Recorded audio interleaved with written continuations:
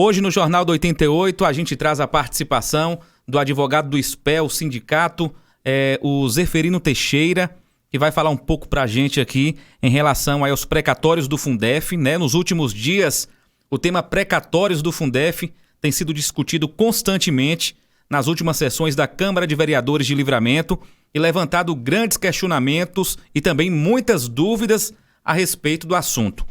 Boa tarde, Zifa, seja bem-vindo ao Jornal do 88. Olá, jornal, ouvintes da 88. Gostaria de primeiramente aqui agradecer a Luiz Terencio pela oportunidade, cada dos professores, a poder esclarecer um pouco mais daquilo que a gente iniciou por hora aí essa semana na Câmara de Vereadores. Zifa, eu gostaria já de iniciar aqui com a participação para a gente esclarecer aos ouvintes do Jornal do 88 o que são realmente aí os precatórios do Fundef. Muita gente ouve falar, mas a gente quer já, para começar esse bate-papo, iniciando aí, a gente tirando as dúvidas, para que você se explicasse aí o que é os precatórios do Fundef. Na verdade, Luiz, precatórios, na verdade, eles são débitos que são frutos de ações judiciais, seja de qualquer dos entes da federação, seja município, seja do estado, ou seja da própria União, né, que é o governo federal. Então, tudo aquilo que a União ela tem reconhecido mediante a ação judicial que ela é devedora, aí abre-se, né, o chamado precatórios, que é uma forma de pagamento desse débito. Geralmente, né, cada município tem as suas leis que regulam o precatório, mas por se tratar de precatório de verba federal, você tem a lei específica, você tem a Constituição que determina que, ultrapassado 40 salários mínimos, então isso tem que ir para o pagamento na forma de precatório, o débito. E, né, regulado e por lei, e geralmente com a previsão de ser pago até o ano subsequente, porque tem que haver programação de receita orçamentária. Então, em resumo, precatório é um nome, é uma expressão, uma palavra que se dá a toda e qualquer dívida reconhecida judicialmente em que a União, ou o Estado, ou o município, ele perde para alguém, que torna-se seu credor. E aí, né, como se trata de ente público, é chamado, né, de precatório. Ok, então, Zifa. Zifa, em relação aí também na Câmara de Vereadores, houve também a discussão também em relação lá e também houve a aprovação, né? No caso, 40% e 60% seriam aí para os professores. Os professores realmente teriam direito aí aos 60% do Fundef ali reservados para o pessoal do magistério? Veja bem, é bom que a gente entenda como funciona o precatórios do Fundef. Na verdade, o precatório do Fundef, ele decorre de ações que foram movidas por municípios e estados no início da década dos anos 2000. Então, os municípios e estados, eles entraram com a ação contra a União, né, o governo federal, dizendo que havia um repasse a menor da verba do Fundef, que é o Fundo de Desenvolvimento e Manutenção da Educação. Então, não foram os professores que entraram contra a União, o governo federal, foram os municípios. E é claro que, por se tratar de verbas do fundo, isso vem lá desde a lei, né, do Fundef, de 96, e posteriormente a lei do Fundeb, em 2007, que fala que desse fundo, né, destinado à manutenção e desenvolvimento da educação, deve-se destinar pelo menos 60% para remuneração e valorização do profissional do magistério. Então, essas leis, inclusive, elas decorrem de uma disposição constitucional lá tratada, né, no artigo 60, inciso 12, da Constituição Federal, que diz que é necessário criar esse fundo. Então, essa vinculação dos 60% não é nada novo no ordenamento jurídico brasileiro, no nosso sistema legal. Existe já, inclusive, uma lei que era do antigo Fundef, do Fundo, e com previsão já na lei de 2007, que é o do Fundeb, né? Do Fundeb. Então, todas elas dizem que 60% devem ser obrigatoriamente e pertencem ao professor, para efeitos de pagamento, de remuneração e valorização, e de sua valorização. Então, se esses precatórios, né, saem agora porque os municípios e estados ganharam a ação contra o governo federal, contra a União, então, obviamente e logicamente, né, e legalmente, os professores que à época deveriam receber determinado valor, né, eles receberam a menor na época, os professores que trabalharam na época. Então, nada mais justo e nada mais legal do que agora que essas verbas foram pagas e estão sendo depositadas, né, nas contas públicas dos municípios e estados, que haja o rateio na forma de abono para os professores, porque lá atrás, né, os professores, eles tiveram um prejuízo financeiro em razão do fato de que a União não repassou o valor devido ao município, em especial, né, ao município de Livramento, e ajuizou a ação e teve sucesso. Ok, então seria então um direito então dos professores, no caso, de estar recebendo aí esses 60%, não é isso? Exatamente. O que, na verdade, Luiz, existe hoje, como sempre existiu por parte dos professores, através das suas entidades representativas, os sindicatos, foi uma luta pela valorização. O Fundo, na verdade, de Desenvolvimento da Educação Fundamental, que é o Fundef, e depois que foi sucedido pelo Fundeb, eles são fundos que foram criados para valorizar o professor, mas, sobretudo, para fomentar, né, o seu uso para a manutenção e desenvolvimento da educação a nível nacional, no sentido de reduzir as desigualdades regionais. Então, o fundo, na verdade, ele tem uma destinação específica, já dada pela própria Constituição Federal, né? Essas leis que eu mencionei, elas decorrem, elas são desdobramento daquilo que a Constituição ela já preconiza. Então, né, essas verbas, elas têm uma destinação específica, elas têm uma vinculação ou uma subvinculação de 60% no mínimo para pagamento do professor. E é claro que os prefeitos e os governadores, né, muitos não querem fazer esse rateio, porque eles acabam seguindo a orientação que foi dada em torno de mais ou menos 3, 4 anos atrás, que é do Tribunal de Contas da União, que diz que essas verbas do precatório, né, de débitos oriundos aí do governo federal, que não repassou o valor devido para os municípios e estados, eles dizem, né, que esse valor, o Tribunal de Contas diz que isso tem valor extraordinário e que, portanto, não tem vinculação aos 60%. E que, portanto, os prefeitos e governadores devem usar exclusivamente com a educação, mas não com salário para professor, abono, o rateio, o que quer que seja. Então, a batalha do professor hoje, que por sinal já vem dando resultados positivos, no sentido de que esse valor seja repassado para os profissionais do magistério. Inclusive, em razão dessa luta, os professores, né, através das suas entidades representativas de nível nacional, eles conseguiram,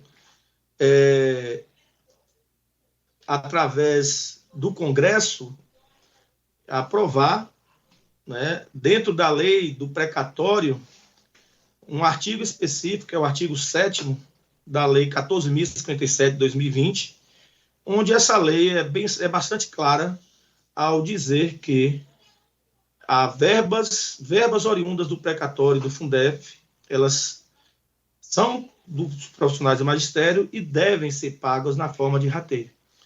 Então, se é por falta de previsão legal, essa lei ela vem colocar por fim a discussão de que não existe lei. Na verdade, vamos por assim dizer, a terceira legislação que vem a dizer que os 60% pertence ao professor.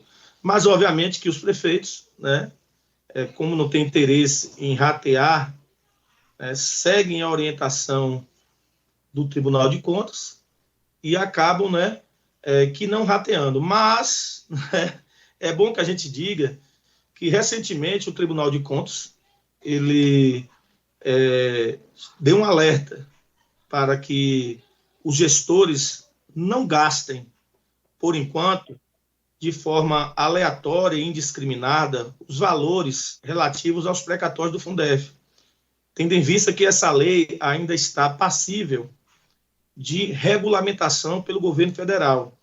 Ou seja, o Tribunal de Contas da União, nas entrelinhas, diz, olha, o precatório do Fundef, né, tudo aquilo que for do precatório do Fundef pertence ao professor, então, se pertence ao professor, então tomem cuidado. Se vinham gastando como bem entendiam, né, apesar das muitas ações judiciais, jurisprudência dizendo que os 60% era do professor, agora é preciso ter muita cautela. É preciso ter muita cautela porque não existe ainda uma regulamentação da lei. O que é essa regulamentação? É dizer, né, pontuar quem ou quais pessoas, professores, é bom que se destaque, eles devem receber e como deverá receber. Então, eu vi por aí algumas discussões, inclusive de alguns sites, né, de entidades representativas, né, confederações de municípios, fazendo essa declaração, dizendo que o Tribunal de Contas está proibindo o pagamento dos professores. Ele não está proibindo, ele está simplesmente dizendo que é preciso que haja cautela, que não gaste, porque a lei já é clara, dizendo que 60% pertence ao professor, né, e que o valor restante, né, agora é preciso que todos esperem que saia um regulamento da lei para dizer como os professores vão receber e como os prefeitos deverão pagar. Então, nessa profusão, né, de informações, é preciso que a gente pontue, né, o que realmente está valendo, porque até então o Tribunal de Contas no passado dizia que podia gastar, e muitos municípios seguiram. Todavia, agora ele, né, toma, né, para si, ele freia, né, e diz que é preciso que haja cautela, porque a lei de 2020, agora a lei federal 14.057 de 2020, né, no seu artigo 7º, parágrafo único, não deixa pairar mais nenhuma dúvida de que os precatórios pertencem ao profissional do magistério, né? Ok, então, doutor Zeferino, e no caso, então, aqui em Livramento, né, o gestor atual, ele gastou 12 milhões de precatórios do Fundef, e segundo confirmado na Câmara de Vereadores, sem obedecer à Lei Municipal número 1.398 de 2018, que só autorizou o uso de 40% desse valor. O seu antecessor, ainda segundo informado em sessão da Câmara, teria gasto 16 milhões, somando em um total de 28 milhões. E não foi prestado nada de conta sobre esse valor, sendo esses recursos destinados à manutenção e o desenvolvimento da educação, porque os sindicatos, tanto o SPEL e nem a PLB, não fizeram qualquer questionamento aí a respeito. Bem, veja só, eu, Luiz, sou procurador pelos sindicatos profissionais da educação de Livramento, que é o SPEL. Então, pelo SPEL, eu posso responder juridicamente. O que acontece? Nós, na verdade, do SPEL, já estamos nos movimentando desde 2018, quando essa verba ela chegou no município de Livramento. Então, realmente é verdadeira a informação de que, na época do então Dr. Paulo Azevedo, chegou uma verba do Fundef, chegou o precatório do Fundef. Todavia, nós não tínhamos como ainda saber, né, nós não tínhamos ainda elemento de saber, porque essa discussão, ela me parece que não foi debatida na Câmara, e a partir de 2018 que a gente teve conhecimento de que chegou uma outra quantia, né, relativa aos precatórios. Houve toda a movimentação, o SPEL mobilizou, e foi até as sessões, na verdade foram 2 sessões em 2018 da Câmara, e os professores, eles foram cobrar e reivindicar que esses 60% eles deveriam ser do professor. E, obviamente, que depois de muita discussão, o projeto de lei, que inclusive foi o projeto de lei 028 de 2018, que deu lugar a essa lei que você mencionou há pouco, municipal, ele, na verdade, só autorizou o prefeito a gastar o importe de 40%, o valor de 40%, e os 60% para gastar em momento posterior, até que houvesse uma decisão, seja judicial, ou do próprio Tribunal de Contas da União, a respeito de que esse valor pudesse ser gasto. Porque não era pacífico o entendimento de que esse 60% podia ser gasto. Não era pacífico, porque, como eu já mencionei aqui há pouco, o Fundef diz que 60% não poderia. A lei do Fundeb também vem a reafirmar a antiga lei do Fundeb. O que de fato pode agora acontecer? A gente tem conhecimento de verbas que chegaram na gestão aí de 2 prefeitos, gestões recentes, e o que pode acontecer? O que pode ter de desdobramento? O desdobramento que pode haver é que, uma vez a lei federal ela vai ser regulamentada. Nos termos do que ela for regulamentada, a gente espera, né, que o prefeito chame os professores para fazer o pagamento devido desses precatórios, tendo em vista que esses valores que chegaram, eles não são os únicos. Existe no processo, o processo de execução, né, ou de cumprimento da sentença, desse processo entre o município de Livramento e a União, ele ainda está em curso, ele ainda não foi extinto.